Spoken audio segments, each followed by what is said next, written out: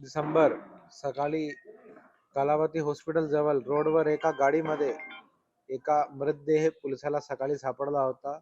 याच्यामध्ये bullet injury डोक्यावर होती आणि ते सगळा असा प्रायमाफेसी दिसत क्रिएट केलेला गेलेला होता सीन की सुसाईड असू शकते, कारण त्याच्या हातामध्ये वेपन होता जो खाली पडलेला होता. पण ज्यावेळी त्या मृतदेहाला ओळख पडली, सागर धानोरे या व्यक्ती होता असं ओळख पडली आणि हॉस्पिटलमध्ये आणल्यानंतर ज्यावेळी चेक केली गेली बॉडी, तर काही 2 स्टॅब मार्क सारखा बॉडीवर दिसले. त्यातून घातपात होण्याची शक्यता असू शकते असा पोलिसाला डाऊट आला आणि आम्ही CCTV आणि सगळा मोबाईल रेकॉर्डिंग आणि सगळी तपास सुरू केली.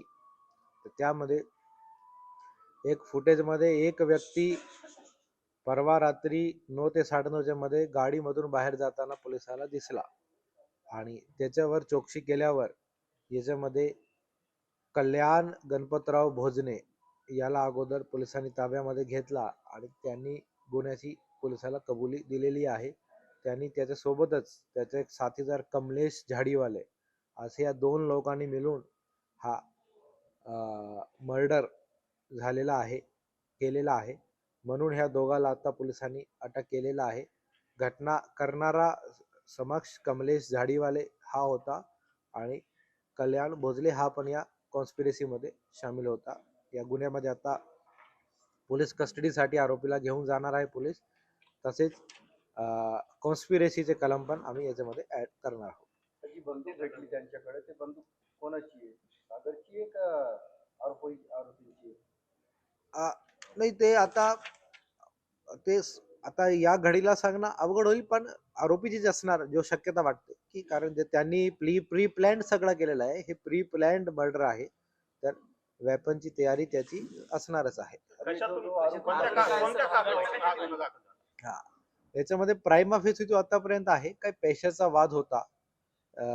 भोजने कडे काही पैसे होते सागर धानुरेचे, जो तो मागणी करत होता ऍज ऑफ नाव, पण अजून ही क्लिअर होईल पिक्चर.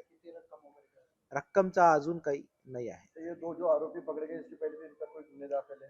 हाँ, इनका क्रिमिनल रिकॉर्ड है। कमलेश झाड़ी वाले के ऊपर 7 गुने दाखिल है। 2023 में आखिरी गुना है, उसके बाद नहीं है। और उसके भोजने के ऊपर भी 1 गुना रजिस्टर है 2019 में। सर ये 2 ही है या इनके साथ और भी कोई है या बड़ी टीम है कुछ और? नहीं, अभी तक तो दो आरोपी निष्पन्न हुए, अरेस्ट किया, बट हम कोई एंड नहीं है इन्वेस्टिगेशन का। It's an open end investigation. Suicide दाखवण्याचा 100% प्रयत्न झालेला आहे, कारण वेपन त्यांनी असा हातामध्ये ठेवला त्याचा मारल्यानंतर आणि तो खाली पडला आणि अशी त्याची मुठ्ठी अशी बंद होती.